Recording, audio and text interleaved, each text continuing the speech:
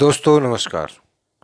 मेरे YouTube channel SBJ निर्मल studio के जरा सोचिए पार्ट 8 के मंच पर मैं हेमंत निर्मल आपका हार्दिक अभिनंदन करता हूं।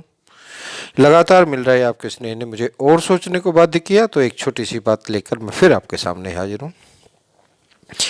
आज की मेरी ये चर्चा पिछली बार की तरह विशेष रूप से नौजवान दोस्तों के लिए है। कृपया समय निकालकर अवश्य सुने। आजकल एक शब्द बड़ा ही कॉमन हो गया है और वो है रिजाइन। जी हाँ, इस वीडियो में मैं आपको बताऊंगा कि आज बच्चे रिजाइन क्यों करते हैं, क्या उन्हें ऐसा करना जरूरी है, क्या उन्हें ऐसा करना चाहिए, अगर रिजाइन करना ही है तो किन बातों का ध्यान रखें। आप सभी के लिए यह वीडियो बड़ा ही उपयोगी है, अच्छा होगा, पूरा ध्यान से सुने। रिजाइन, इस शब्द को ध्यान से देखिए, यह रीसाइन दिखाई दे रहा है, RESIGN, रीसाइन दिखाई दे रहा होगा। मीनिंग समझ आया? यानी दोबारा साइन करो, रीसाइन, साइन अगेन। एक बार फिर सोचो, ये संदेश स्वयं शब्द ही दे रहा है। आजकल युवा पीढ़ी में रेजिग्नेशन का प्रचलन है। Many survey studies have revealed the fact that the young talent resign from a company because of number one, more working hours, sometimes more than 12 hours, recognition or promotion, there is a lack of these things, comparatively less pay or salary, and the fourth one, it seems, absence of motivation leading to job satisfaction. Really, the companies are not able to provide all these and consequently unable to hold the talent with them for a long period. Mostly after 2 to 4 years, the youth intend to seek another job placement. दोस्तों, इसके अलावा भी कई और कारण हैं जो युवाओं को इस ओर लाते हैं, परंतु क्या रिजाइन करना सही है? मेरे विचार से रिजाइन करने से पहले 10 बार अच्छी तरह जान लेना चाहिए कि ऐसा कदम उठाने के बाद उन्हें क्या करना है और अगला जॉब सिक्योर्ड है या नहीं। कई मौकों पर यह भी देखने में आ रहा है कि एक कंपनी दूसरे को नीचा दिखाने के लिए कुछ इंसेंटिव का लोभ दिखाकर एम्प्लॉयज को अपने पास ले आती हैं और फिर कुछ दिनों बाद उन्हें निकाल देती। रिजाइन करते समय इस बात का विशेष ध्यान रखना जरूरी है कि नेक्स्ट जॉब अपॉर्चुनिटी वो कहाँ लेंगे।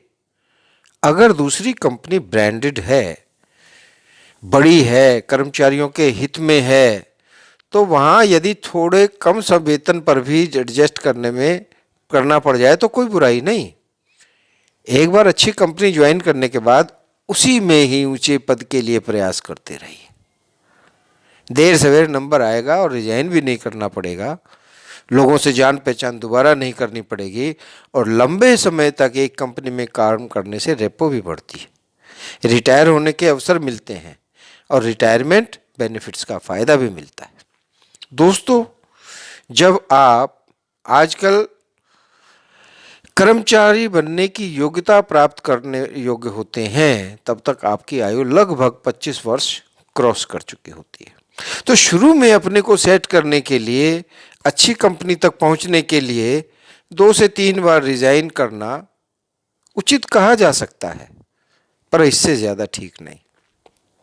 और इस बात को कैलकुलेट कर लें कि 35 से 37, 35 to 37 की उम्र के बाद जिस भी कंपनी में है वहीं रहने का प्रयत्न करें।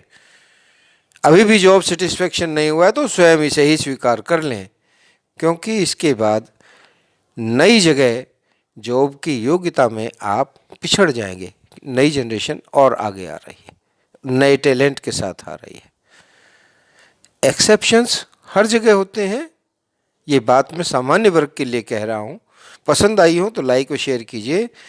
धन्यवाद करने से पहले मैं एक बार फिर कह दूं कि यदि रिजाइन करना आवश्यक हो ही जाए तो पहले कोशिश करें कि आप उसे टालें, और अगर नहीं टाला जा सकता है तो नए जॉब को पहले सिक्योर कर लें।